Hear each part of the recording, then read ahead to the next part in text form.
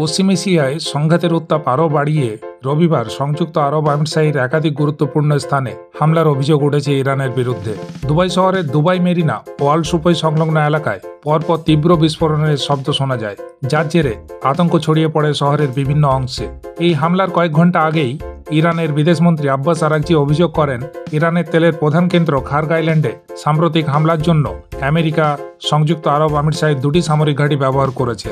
তার দাবি, রাস আল খাইমার একটি ঘাঁটি এবং দুবাইয়ের কাছাকাছি অবস্থিত একটি মার্কিন ঘাঁটি থেকে সেই হামলা চালানো হয়, আর সেই কারণেই তেহরান প্রতিশোধমূলক পদক্ষেপ নিতে পারে বলে তিনি সতর্ক করেছিলেন। এরই মধ্যে রোববার আমিরশাহীর কৌশলগতভাবে অত্যন্ত গুরুত্বপূর্ণ ফুজাইরা তেল টার্মিনালেও হামলার ঘটনা ঘটে।